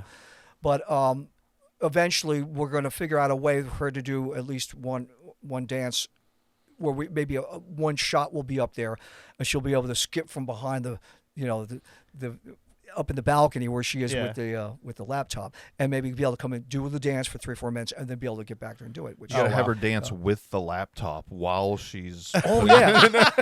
Hey, good suggestion. yeah, she could probably do Yeah, that. she could do it. Oh, she's got the talent to do it. Oh yeah, for sure. it you would be go. like those New York pizzeria guys. You got to have it up on one hand like this. Yeah. I'm a problem solver. What do you think, Elena? You want to try it? Yeah. There you go. But the cool thing of so here's a good one. What was there one particular song or a song you can think of that when you were putting this set together where you're like you wanted to play it but then you went through it and you're like it just didn't make the cut for you? Yeah, Silly Love Songs. Really? That's a Yeah, great song I too. know it's a great song. It is. I just didn't feel I could sing it where I'm comfortable enough with it. I could sing it, but it's, but I might try it again. That was a couple years ago, Yeah. But Just I love didn't that. feel right? Yeah. I love the thing in the beginning. Yeah. But maybe in the future I'll take another step. And also because there's horn parts and on it too, and technically it might that be song's very not only brass heavy. how I feel about singing it. It's also how much production is on because there's all kinds of stuff on it. Yeah. Might But you be a can't little do that different. song without that. Oh yeah, well, that's the hook, musical hook. I'm yeah. back to solving problems. You got the guy that plays the piano and the bass at the same time. You strap a horn to his face. You get him going. Hey, what do you say, Leo? You want to try it? Strap a Leo's saying, "Hey, man, I got enough on my plate. Don't even go there with this." Oh, you're only playing 2 instruments? Come on. Well, let me tell you. Put some effort in. Hey, listen, one of the best parts that he does, and it's amazing. There's one thing. What song is it on? He does a thing where he's playing the keyboard and he's playing with his left hand. He's got the guitar turned up enough where he can kind of hammer it, Yeah. and it sounds like he's another guy. Oh man. So yeah, he's got a few tricks up his sleeve that work really well for a 3-piece. That is That's great. phenomenal. Yeah. But that's so. I've got the video for. So you put out this trailer. Yeah. It's actually you've got it listed as a promo, but I mean, really, it's a trailer of the show. Like I think of it. If you're going to go to a theater and see a 2-hour production, it's like you're going to see a movie. Yeah. Exactly. And the way you align the songs and the way you arrange this, you're telling the story of Paul McCartney. Like this is. It's in chronological order. I mean, it skips around the songs, but it's a mixture of Wings, solo McCartney, and Beatles. But I think still. But it covers 60. It's not chronological. It covers 60 years of his career. Yeah, and I think mostly like the way I kind of look at it is it's not necessarily, it doesn't have to be chronological order. No. It's like you're telling the story of like why it is that every musician in the world knows this guy's name. Right. You don't, and that's one of the things I try to make clear to people. You don't have to like every artist that's ever been influential, but you got to know their name. You got to know where they came from. And Right. and with Paul, so many people have admiration and respect for everything this guy's done, but even those who don't still know his name. Sure. Yeah, So this he's a true icon. oh yeah, He's a true icon. So this is A lot of people get legendary status put on upon that don't. It's arguable if So they really deserve instantaneous. it. Yeah. But this guy deserves it, and that's why I really enjoy doing him. So this is the promo, and this is actually the band playing live. Yep. No tracks. Yeah, that's so crazy.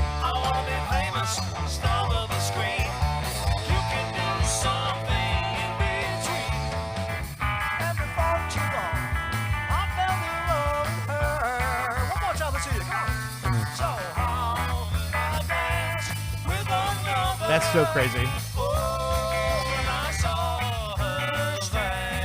What are you on ham on that bass?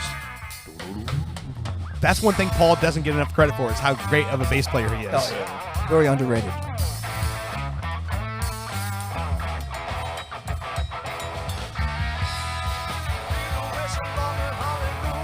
God, all this sounds so much better in the headphones than it did on the TV. Wow. Not bad. Yeah.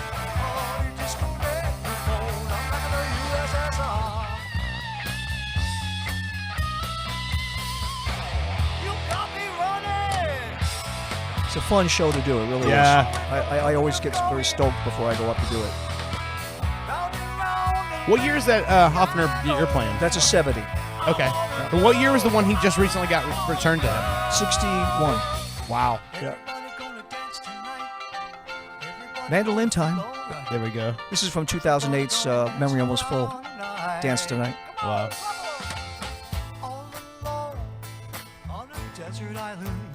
Band on the Run album. Huh. You see the Red Wing sticker on there? Yeah. I'll tell you about that in a sec. That's not your guitar, is it? No, that's mine. Is it? This is coming into part 2 Yeah. after a film, the Braverman film we show. Well, I'll tell you about that in a bit. Solo from Abbey Road. Cool. Jimmy Pappas on drums, baby. Jimmy. I love it. Jimmy always looks like a guy from the neighborhood. Like, that guy's sitting on a stoop somewhere telling you about the Yankees game last night. That's Jimmy Pappas. Yeah.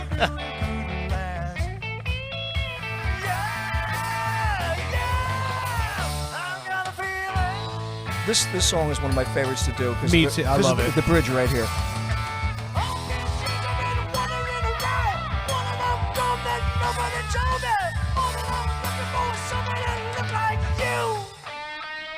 Well, you can sing your butt off, man.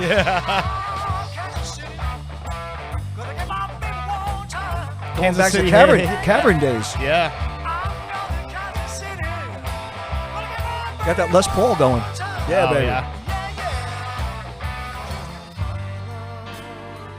Okay, so here he is playing left-hand bass and the strings while I'm playing piano.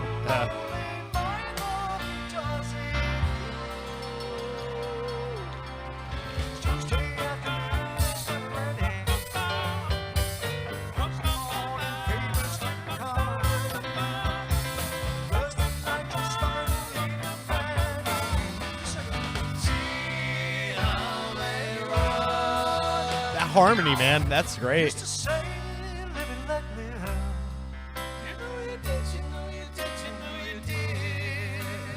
Ever-changing world in which we live in makes you give and incline. So live and let die.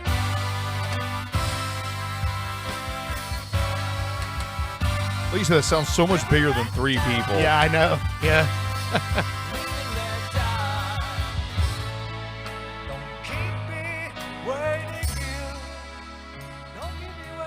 I love everything you do, but if you ever did a show where it was just you on a piano and vocals, the whole show, I'd love to watch that. I like watching you play piano and sing. I just think that's... So where do I get tickets for this? We're going to pull the website. It's the Ritz Theater in Sanford. If you go to their website, you can buy the tickets for that night. Hell yeah. Yeah. April 14th, 3 p.m. We'll see you soon, okay? John Is it Babcock, just ladies one and gentlemen, let's hear it. show? Yep. Just at the, okay. It's just an afternoon matinee. So actually. make sure you get to that one because it's the only one. Yeah. that's definitely going to sell out. Yeah. It's a lot of fun to do it. Yeah, and you know that the thing that I think that so you went and saw Paul when he was here just recently, right? Yeah, in 2022 at Yeah. Camping World Stadium with Elena, we went and saw him. Yeah. She never saw him before, so she was really So excited to see him. when you go to see a show like that, and it's not a fault of the artist or of anything, he's at a level where if you're going to go see Paul McCartney, you're going to see him with 100,000 other people. Yep. That's just there's no way around that. Yep. When you go see this show, you get to see the show in a more intimate environment. It's more comfortable, and you get to kind of be around a whole lot of other people who have a very similar feeling as you, is that this music means something to you. Exactly. And when you have it in a smaller setting like that, you stand less a chance of there's a whole bunch of people at that show at Camping World that are there because they've never seen him before. It's a hot ticket, and they just want to say they did. Yeah. Whereas a show like yours, everyone's there for a reason because there's some story that they have with these songs and with this music. Right. How the music affects, a memory of their life. A lot of people I've met say, The Long and Winding Road is one of my favorite songs, and it's because I was 15 years old and, something happened in my life, and that song really meant something to me. And the Beatles' music in general, Paul's music as well.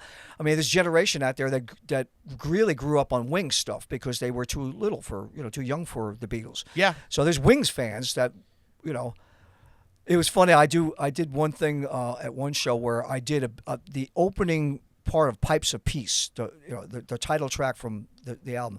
I light a candle to our love, that part, right? Yeah. So I did that. I did it, just the beginning of it, and then instead of doing the song, I went into Hey Jude right after it.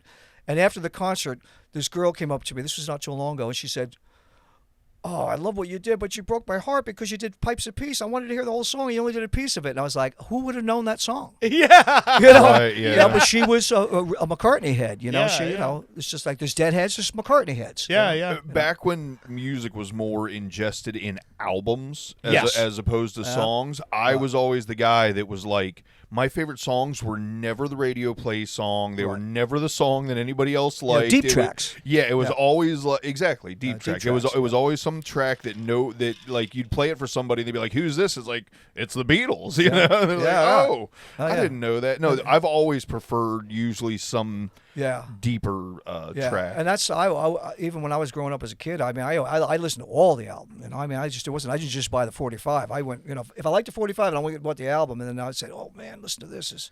Well, that was part of a statement I made not too long ago. Is that so now if you're if you listen to music and if you have a Spotify membership, every new album that comes out, you get to hear the album. Most people make playlists. They listen to the songs they want to listen to. They don't listen to full albums. But back when I was a kid, it's like if you got $10, you got to buy one album. Yep. And you were going to listen to the album from start to finish over and over and over again until you got tired of it and then went back to one of your old records or got a new record. Right. But you listened to the whole album and you got to know every single song. Right. And there's albums to this day that if I hear a single on the radio, I immediately know what song's coming next, even though it wasn't a That's single. right. And, and because we had a turntable and that's what was happening, or a cassette deck cassette or whatever. player. Yeah. But it's interesting because I remember an interview with John Lennon shortly before he passed away, and he was talking about sequencing of albums. He said, he hated the Beatles hated they got the marketing strategy of Capitol Records, but from all their albums up till Sgt. Pepper, where they put a stop on it. No more. When we put this album out, it's the sequencing. There's no art changes. There is no shuffling of the songs or taking a song off. Capitol Records made so much millions and millions of more dollars because they would hold back 2 or 3 tracks from a Beatles record, and then over about a year, they could put another album together and with another thing and create another Beatles album for the U.S. market only. Right. I've got the one like Yesterday and Today is one of one, and also which became the Butcher cover. The right. whole thing. The Butcher with the dolls. Yeah. But also the one for Lady Madonna, the Hey Jude. That's right. I've got that one on vinyl because that was only a U.S. release, but it had like Lady Madonna, Hey Jude, and it had a bunch of tracks on it that they didn't put on anything else. Yeah, but because they were singles. What happens? They put the early ones on one side, and then they had the late ones on side 2, and that came out in 1970 when they were breaking up. So, but the thing is, what they were involved with is very important to have the sequencing. And Lennon was talking about that. He said, we hated that they would just take a song from Rubber Soul and hold it and then put it on the Revolver album, which was done, a year later. I mean, they spent time not only on mixing the albums, they were very, very thorough about the sequencing. How are you going to listen to it? Because it was meant to be listened to not as one track and skip to the other one. You're supposed to listen to it from side 1 to side 2, or if it's on tape, without interruption while flipping the record. But it's a sequenced piece of art. They looked at it as an art piece. Yeah. And that's the way most of us artists do, that's the thing that's been lost with Spotify and all that. People yeah. just go up there and Yeah. and it's not really. I mean, you put it up there. My stuff is up there in order as it is on the CD, and I did sequence those things. Yeah. But back then it was different. It was like more important. People are not really aware of it. See, I know I'm the minority in this feeling, but like for me, what I love about Spotify and the reason why I have a membership, not to mention the fact that it's a great tool for podcasters and for the stuff that we do. It's great for that.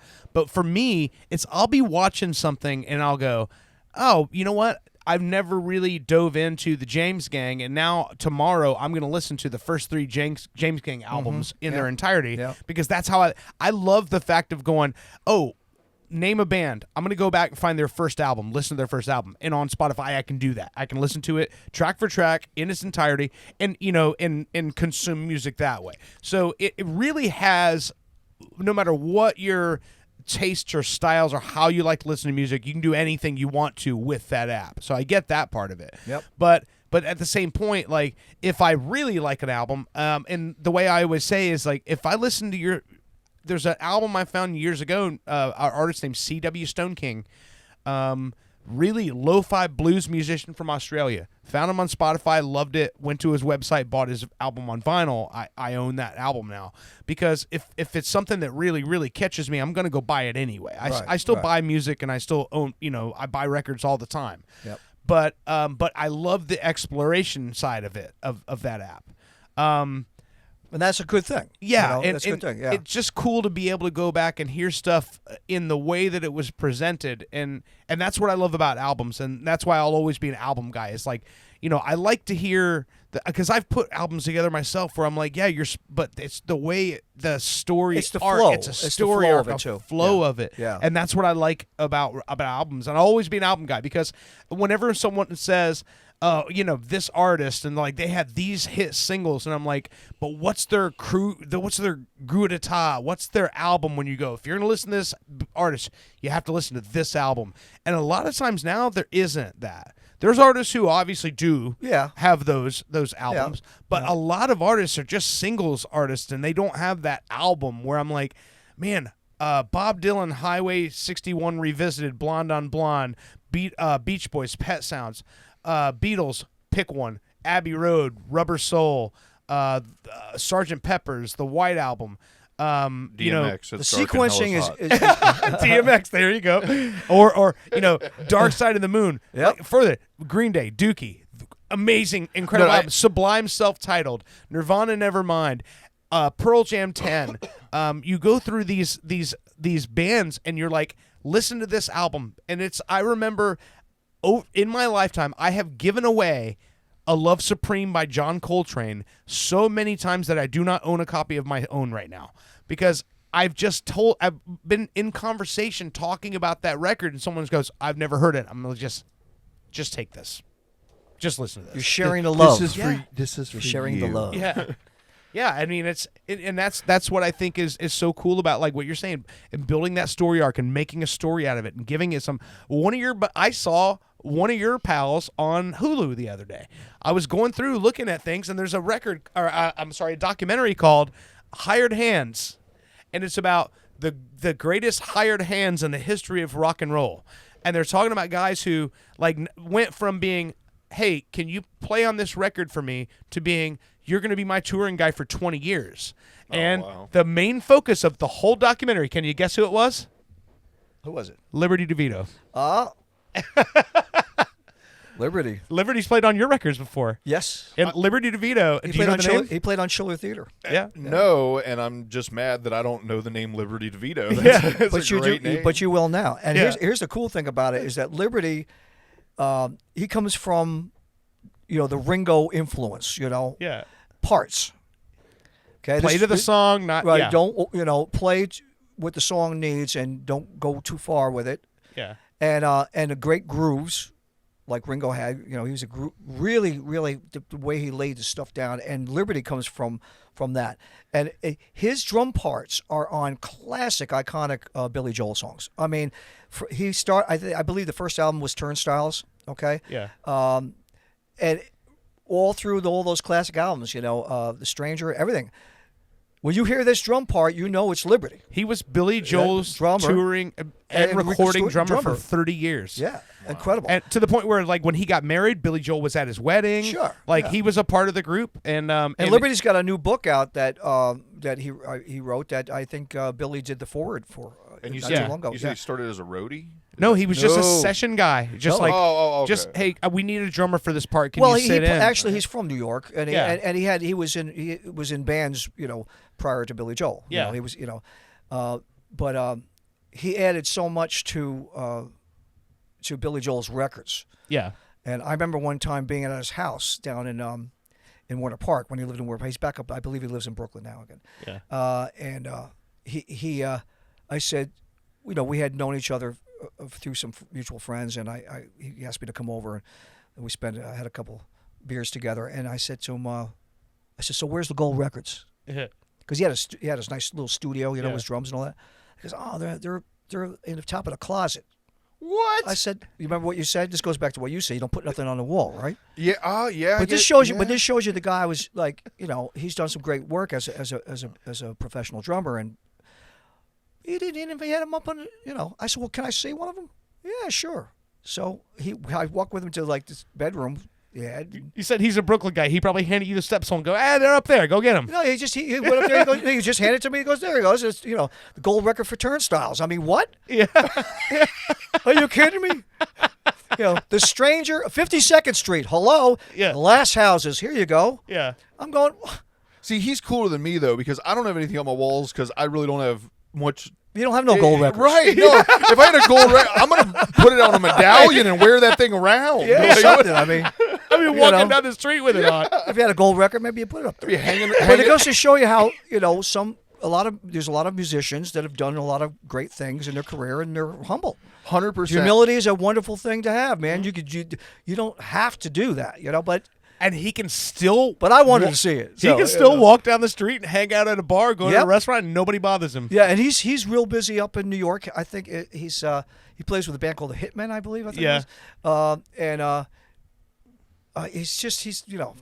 He's one of my favorite drummers, and that's why I was really happy that he was willing to play on my Well, just record. when and you watch that, if you have Hulu, watch. It's called Hired Hands. Watch that documentary because literally they focus on him. There's a couple of other people, but the story keeps Yeah. coming back to Liberty and following Liberty, like where Yeah. he's at now.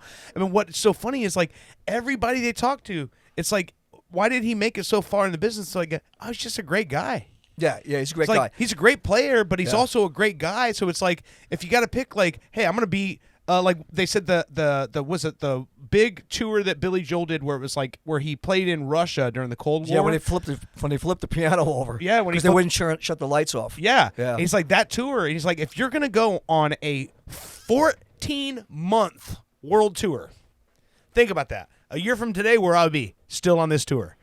That a 14-month tour. And there's Billy Joel. They're like, well, obviously you're gonna pick guys you want to be around for 14 months. Yeah. And Liberty was just Yeah. always one of those guys. They're like, yeah, Yeah. man, I love having him around.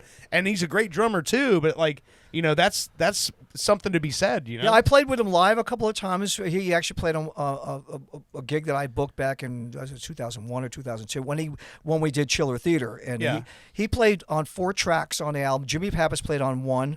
And I did the rest of the drums myself. And it was so much fun to have him in because the title track is something that I think he enjoyed doing because I wrote it about being a kid watching Chiller Theater and Creature Features on TV. The Universal Monsters stuff and, House on Haunted Hill with Vincent Price. We grew up, in the 60s, 50s and 60s watching those iconic B movies, Yeah. And so in 2001, I was trying to think of my next project to do, and I wanted to come up with something different. And one night I was watching Attack of the 50-Foot Woman, the original version, and because I have a huge film and video collection of all my favorite movies I grew up with as a kid, up watching in New York on Channel 11. Yeah. And so I said I was thinking, hey, Chiller Theater, maybe I'll write a song called Chiller Theater. So the next day I went and sat down at the guitar, and because it's more of like a guitar because it was a rock song, Yeah. And it came out, dum, dum, dum, dum, dum, dum, dum, dum. What sounds like it sounds like a Frankenstein monster. Da, da, da, da. And then then I made a demo of it. Yeah. And then Liberty, I was going to have him come up and play on a couple other songs. And I said, listen, man, this is the one we're going to do first. And he says, and I told him it's Chiller Theater, And so he came in, bought his own snare drum, and used a house kit. Also, I got to put out a plug for my buddy, David Michael. Dave Michael with his Studio USA in Oviedo. Highly recommended. Anybody wants to go record, go to Dave. He's the best. And I've been working with him for 30 years. He did Matthew Street. He's done all my records here in the Florida. US. In Florida, yeah. And a great guy to work with, so check him out. And so he put the snare drum in, and I remember he had a pencil with him behind his ear. And so we would rehearse a song. It was just me and him playing to a track because the track had the effects on it. Because what I did, instead of having guitar solo happening in the middle, I took samples of these horror movies, my favorite horror movies, and the 4 measures where the solo would be is the audio from the films. Yeah. So he wanted to mark down where that was happening, and I saw him he'd write a little note with pencil on the snare drum head. And so that was it. We did a couple of takes, smoking. Yeah. It was so much fun to play with him, and I go, wow. Because I remember seeing him on 3 of the Billy Joel tours. 78, I saw him at the Garden 3 times, 78, 80, and 83. And I never thought that I would have him on my record 20 years later. How cool is that? Or that he'd be hanging out at your house and Yeah. you'd just be friends. Yeah, it's It was crazy really how good. that is. Yeah, it was awesome, So, and I hope to see him sometime. I haven't seen him in years, but we're friends on Facebook and all that stuff. So you got a new record out, Sky's the Limit. Yep. That's the newest album. Yep. That is your 12th or 13th album? 12th album. Yep. And I'm sure you've already got plans for the 13th. We don't have to talk about that because that's Not not yet. happening now. Not yet. No. Actually, the big thing is I'm re-releasing Welcome to My World. Okay. Yeah, and Matthew Street will be out next year for its 30th anniversary, and I'm releasing a DVD compilation of my career. Oh, Okay. wow, really? Yeah, which is really cool. Some new stuff. That Paul is All video you show will be on it. Yeah. But it's my Abbey Abbey Road Road visits. tour. Yeah. And it's gone now with AI. I can go back on the old stuff. The Kennedy video is going to be on there. Okay. Passing the torch, and it's being all cleaned up. And my friend John Mondelli is doing all of the video work, putting it together, and the new menu and a new artwork. The original version came out 10 years ago, and it was a test thing that I did, and I've done so much since then. Mm-hmm. I'm looking forward to putting one DVD out that's goes back to the days and comes up to current, Encompassing everything, yeah. and comes up to current day, including Yeah. the McCartney stuff. That's Yeah. awesome. Yeah. All right, so we're going to Ritz Theater. We want to remind everybody. It's on the title of the video, so you can't miss it. I titled everything, so you have all the information, and then we're going to put the ticket link up there. But 14th, which is what, Monday? Sunday. Yeah. This coming Sunday, April 14th at the Ritz Theater in At Sanford, 3 p.m. 3 p.m. Showtime. 3 p.m. matinee showtime, and it's Paul is All, a tribute to Sir Paul McCartney by John Babcock. Yep. So you just gave me the what I needed because I'm like, what song do I want to end the show on? We're gonna end it on Chiller Theater. Cool. Because that's another one of those records. When you put that record out, when you did the reissue, Heather loves this record because obviously there's songs on it that don't. Not Chiller Theater, but There's a loose theme to it. yeah, but there's like Spirits on the Loose. so many Savoyant. songs. Yeah. And Yeah. but that song, Chiller Theater, every kid remembers, like, it's of our age anyway. Yeah. You remember being up on the weekends when you had those B movie like Up All Night with Svengoolie. Yeah, Sven Gulli and like Yeah. Up All Night with Gilbert Gottfried and Ron Shear, where it's like Yeah. they played, they had It's their classic, man. It was a movie show, but like they were hosting. You were Yeah. watching a movie on television, Yeah. and when you think Chiller Theater and like all those shows back in that time in the 60s, it was like it's Saturday night. The kids don't have to go to school tomorrow. We're gonna put on a show where they get to watch horror movies, and Yeah. we'll show them Frankenstein. And And the it's funny, Wolfman kids actually know this stuff now because they know about the Universal monsters. So they at least know that. They might not know about the bug people or or something Or like the 50-foot woman. 50-foot woman, or the shrinking of the shrinking people or whatever they are. But they know Universal monsters because of Universal Studios and all that. That's part of pop culture now. Oh, So sure. They eventually catch up. and that'll eventually come back around too. Yeah, of course. Because all those characters are being remade. Absolutely. I will say this: if I ever get a gold record, I will definitely be getting a ticket for it hanging from my rearview mirror and blinding people. They're gonna love you, man. They're gonna love you. I'm telling you, I'd have it like woven into my clothing, all kinds of stuff. Like I would not leave my house without a gold record in some way. Awesome, man. Yeah, you have to check that out. Like I said, Hired Hands, Liberty DeVito, because it's a great story, man. It's there's so many of those people that and that's the thing with.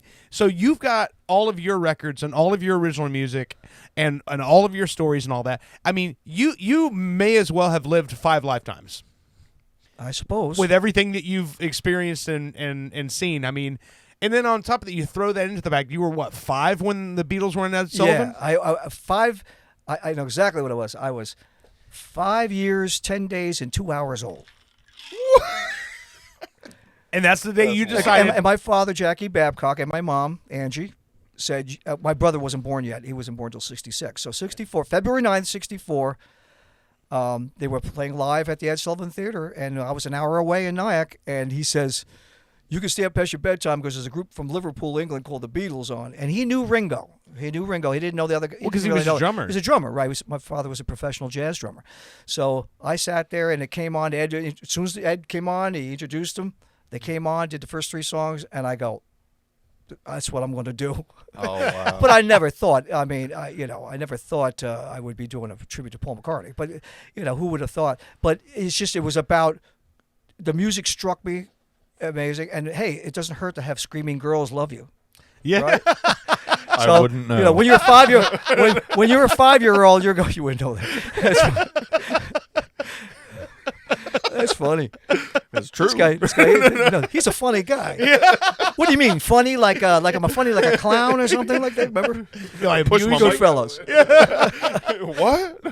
No, But, so I saw that, and that was it. Man, that's great. So yeah, I'm gonna put the links up for everybody so you can go and get your tickets. But definitely, you got to find a way to go out and see John Babcock. And then when you see him, just go up to him and say, "Hey, Dirt told me to come ask you that story about Joe Cocker." Just or whatever. Insert famous name there. Hey, tell me the story about, because he'll tell you the stories. He'll sell you some CDs, whatever he's got. I got photographs. I got photographs to autograph. I got everything. We got this one that you can only buy this if you go to a Paul is All show. Yes. This is not available online. It's not part of his streaming catalog. No. It's John Babcock, Paul is All tribute album. And the only way you can get this is by going to see him live. You will not buy this anywhere else. And it's also at my solo performances too. Oh, really? Yeah, because I play at the Magical Meat Boutique. Oh, yeah. That's you outside of of Abbey Road. Yeah.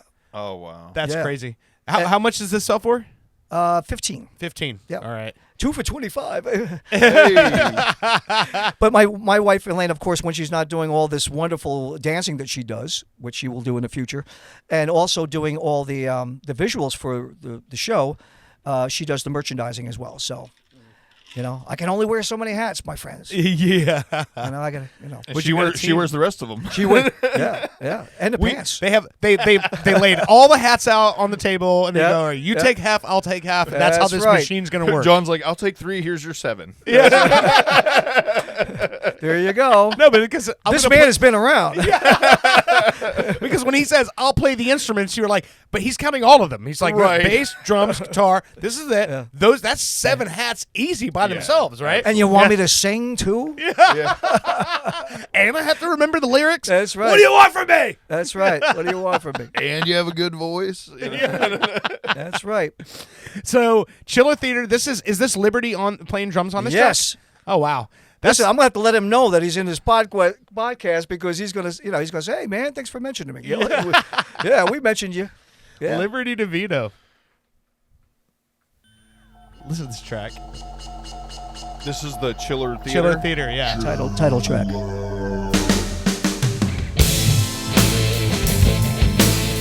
What a groove. Yeah. Oh, I can see a monster stomping this immediately. There you go. When I was about 92 years old, front of the tomb, my blood ran cold. Being attacked by a big blown 50-foot woman. The chill creeps up and down my spine, feeling the the fear I just can't deny.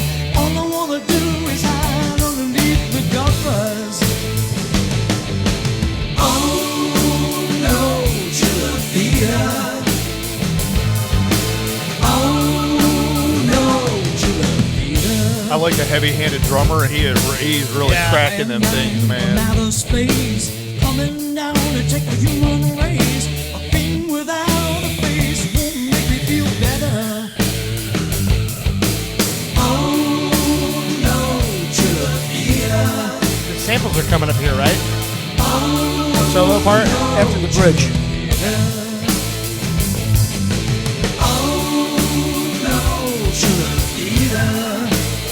Of course, all these things are from childhood memories.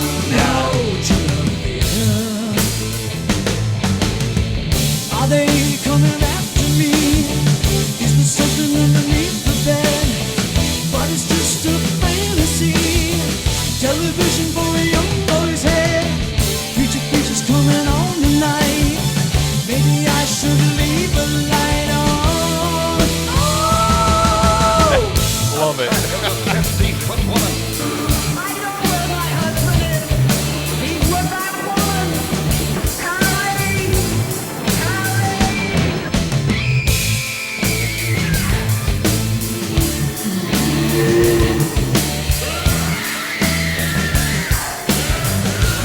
I would try to play that on guitar. That screams. It sounds like any date I've been on. Empires with wolves have seen them for years. That's awesome. Fills me with fear. All right. You've been listening to Pop Culture Radio. Again, John Babcock, All Is All, Ritz Theater, Sanford, Florida, April 14th, 3 p.m. Go get your tickets. Come see the show. 2-hour-long tribute to the music of Paul McCartney. We will see you next week. You guys have a good week.